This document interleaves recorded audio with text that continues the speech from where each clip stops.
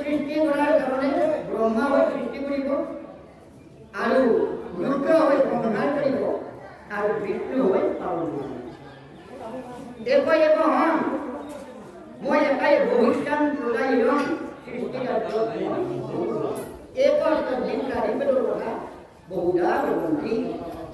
একমিব দিনম ভগবানে আর বিপ্রা অনেক বিলাতে বহুদা বন্ধি কেউ ভিন্ন ভিন্ন পর গতিকে এই বিষ্ণুয়ে কি করে জগতৰ সৃষ্টি ধৰ্ম পালন এই তিনিটা কাৰ্য কৰে আৰু তিনিটা ভিন্ন ৰূপত কিন্তু এতিয়া এই যে ভাগৱত পুৰাণৰ মূল সংগ্ৰাম আৰু এই পুৰাণখন 9th century এই পুৰাণখনৰ উত্তৰ হস্তৰ দক্ষিণ ভাৰতৰ আলোৱাৰ গোষ্ঠীৰ মাজত পাইছে। দক্ষিণ ভাৰতৰ এটা আলোৱাৰ গোষ্ঠী আছে বিষ্ণু ভক্ত আৰু তেওঁলোকৰ লগত ভাগৱত পুৰাণ মানে বিশুদ্ধ আৰু এই পণ্ডিতসকলে ভাগৱত পুৰাণ 9th century এতিয়া এই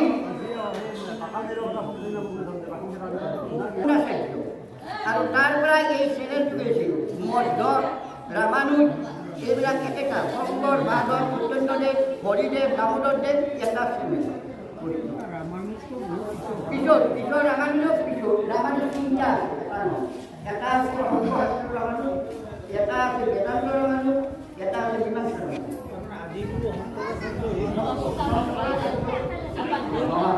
তাৰমানে সেইটো বনাই তাৰমানে বৈষ্ণৱ ফিলচফিটো তিনিটা ব্যাখ্যা আছে শংকৰাচাৰ্যৰ বেদান্তৰ ব্যাখ্যা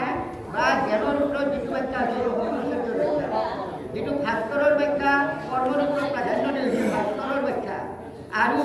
আমাৰ যিটো আপোনাৰ এই যিটো বৈষ্ণৱ সম্প্ৰদায় শ্ৰীধৰৰ ব্যাখ্যা যিটো ভক্তিৰ ওপৰত ত্ৰেছ দিয়া হৈছে ভক্তিকে জগতৰ মূল বুলি কৈছে বেছি ত্ৰেছ দিছে সেইটো হ'ল ভক্তিবাদ আৰু সেইটো মানে আপোনাৰ এই তিনিটা গুৰুৰ মাধ্যমেৰে ভাগৱতৰ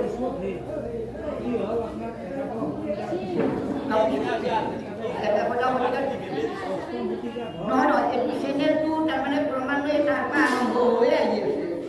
চেনেলটো আজিৰ শতিকাৰ কালিৰ শতিকাৰ কথা ইয়াত কোৱা হ'ব নহয়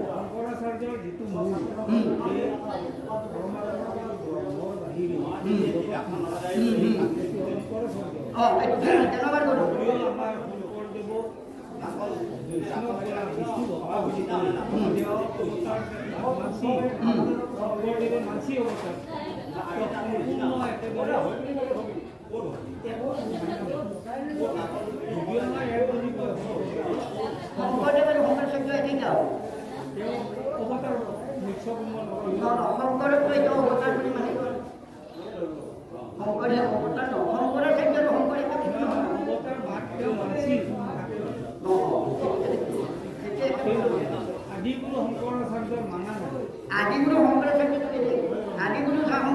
বেদান্ত আৰু আমাৰ শংকৰদেৱ ভক্তিবাদ আৰু মই যিটো চেনেলৰ দৰ্শনৰ চেনেল নহয় এইটো ভক্তিবাদৰ চেনেল ভক্তিবাদৰ প্ৰথম গুৰু হ'ল নাথমুনি আৰু তেওঁৰ নাতি হ'ল যমুনাচাৰ্য আৰু শংকৰদেৱে এতিয়া কি কৰিছিল এই নাথমুনি যিটো নাতি যমুনাচাৰ্য তেওঁ বৰগীত ৰচনা কৰিছিল আৰু সেই বৰগীত ব্ৰতমুনি ভাষাত তেতিয়া প্ৰচাৰিছিল আৰু শংকৰে তাৰ ওপৰত খুব বেছি ত্ৰেছ দিছিল গুৰুত্ব দিছিল আৰু সেই বৰগীত তেওঁ বৰগীতৰ এই মানে যমুনাচাৰ্যৰ পৰা ইয়াত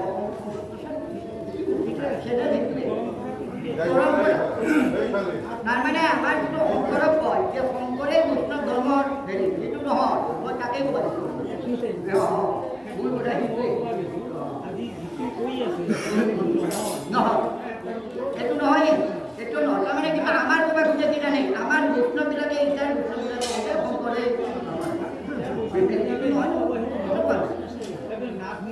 নাথমুনিৰ পায় আদিগুৰু নাথমুনি এতিয়া তেনেহ'লে এতিয়া এই যিটো কথা এতিয়া ভূপদেৱে তেওঁ কৰিছিল কি যে ভূপদেৱে আচলতে এই অৱতাৰটা আহিলে লাগে যে ৰজা পৰিস্থিত ব্ৰহ্মহত্যাত পাতিত হৈছে আৰু ব্ৰহ্মহত্যাত পাতিত হৈ পাত্ৰমন্ত্ৰীক পাতি দিছে তেওঁ কৈছে যে মোৰ মৃত্যুকাল 7 দিন মই থাকিম 7 দিনৰ নাই আয়ুকাল এই বুঝিছে মুক্তিৰ কথা কিন্তু সোধা নাই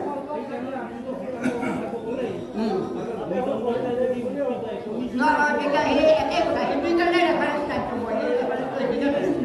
গতিকে মই এতিয়া কি কৰিম মৃত্যুমুখী মানুহৰ কাম কি এতিয়া পাত্ৰমন্ত্ৰীবিলাকে কি কৈছে তেওঁ কৈছে যে মৃত্যুমুখী মানুহৰ কাম হ'ল ভাগৱত শ্ৰৱণ কৰা ভাগৱত শুনা কাৰণ শ্ৰৱণম সৰ্বধৰ্মে বৰম্পণ্যে নৱধৰা বৈকুণ্ঠস্থ যথা হৰি শ্ৰৱণাদি কাৰণ আটাইতকৈ শ্ৰেষ্ঠ ধৰ্ম হ'ল শ্ৰৱণ নৱধা ভক্তিৰ ভিতৰত শ্ৰৱণ ভক্তি আটাইতকৈ শ্ৰেষ্ঠ আৰু শ্ৰৱণৰ পিছত কি হ'ব মনন আহিব মননৰ পিছত নিদিধ্যাস কৰিব আৰু সেইকাৰণে মানুহৰ জীৱনত তিনিটা মূল বস্তু প্ৰথম শ্ৰৱণ দ্বিতীয় কথা মনন আৰু তৃতীয় কথা নিদিধ্যাস শ্ৰৱণ মানে আগে শুনিব লাগিব খুব ভালকৈ শুনিব লাগিব শুনাৰ পিছত মনন কৰিব এই টেমাইদি হিচাপ কৰিব মই কোৱা কথাখিনি কথা হিচাপ বুজি আৰু তাৰ পিছত কি কৰিব নিদিধ্যাস কৰিব বস্তুটোৰ ওপৰত নিজে ধৰি এই তিনিটা যদি মানুহৰ তাত থাকে তেওঁ নিঃসন্দেহে ভাল মানুহ হ'ব নিঃসন্দেহে জীৱনত প্ৰতিষ্ঠিত হ'ব এই তিনিটা মূল কথা গতিকে এই যিটো কথা যে এতিয়া তেওঁ পাত্ৰমন্ত্ৰীবিলাকে কৈছে যে ভাগৱত শ্ৰৱণ কৰিব এতিয়া তেওঁ ভাগৱত শুনাব বুলি ৰজা পৰীক্ষিত উপদেৱত কৰি বিদগ্ধ কাৰণ এতিয়া আমাৰ ভাবিল যে সত্ৰবিলাক ব্ৰাহ্মণৰ সমানে এতে সমবুদ্ধ বৰঞ্চ পদাৰ্থটো বেদি ৰাজৰ যি দৰৱ দৈগিৰি সত্ৰবিলাক দৈগিৰি এইবিলাকে ব্ৰাহ্মণৰ প্ৰতি বেদি থাকে ব্ৰাহ্মণৰ সন্তানক বেদি গতিকে তেতিয়া সত্ৰবিলাক কিমান ওপৰত নেক্সট আৰু এটা ব্ৰাহ্মণ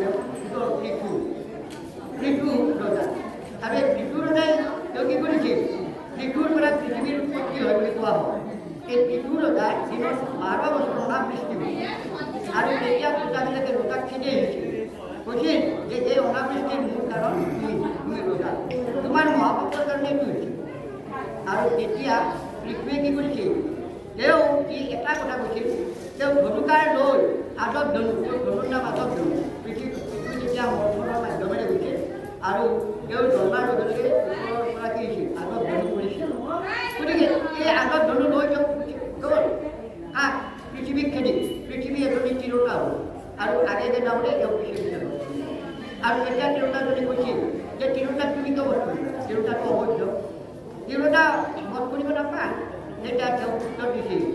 বহুনাং শিকায়ত বহুনাং হিতায়ত একা স্ত্ৰী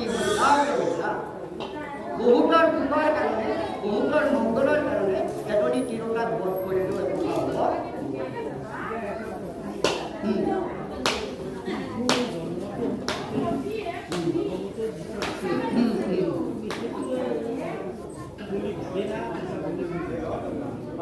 এইবিলাক কথা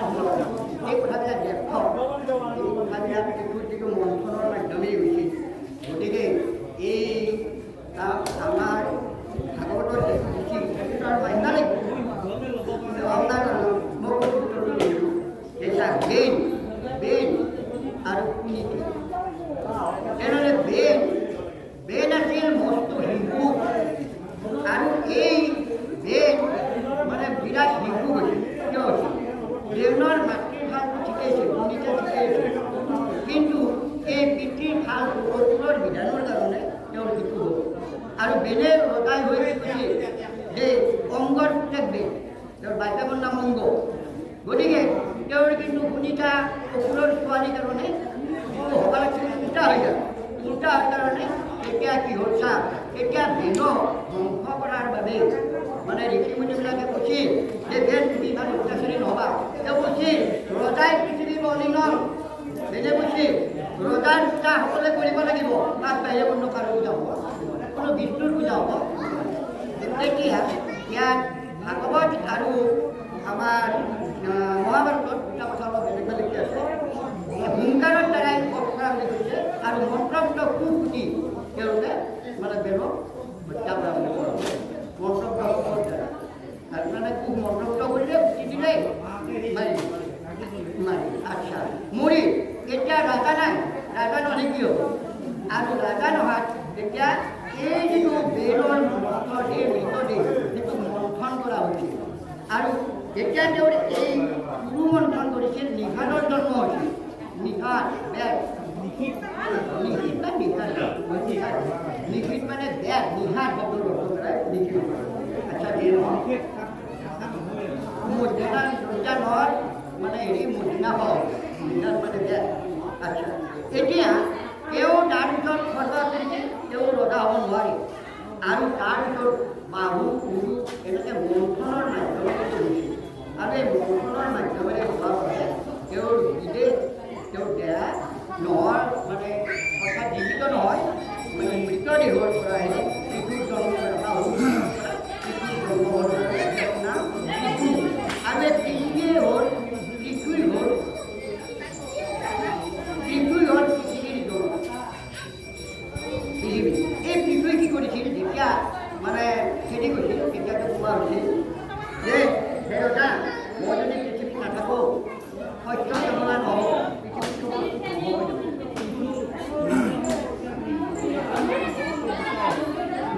মন্থনৰ মাধ্যমেৰে হ'ব পাৰে কিন্তু অসম্ভৱ নহয় কাৰণ মন্থনৰ মাধ্যমেৰে হ'ব পাৰে যদি হ'ব পাৰে মেবি কিন্তু আপুনি বুজিব নোৱাৰে মই নজনো এইটো ডেট কথা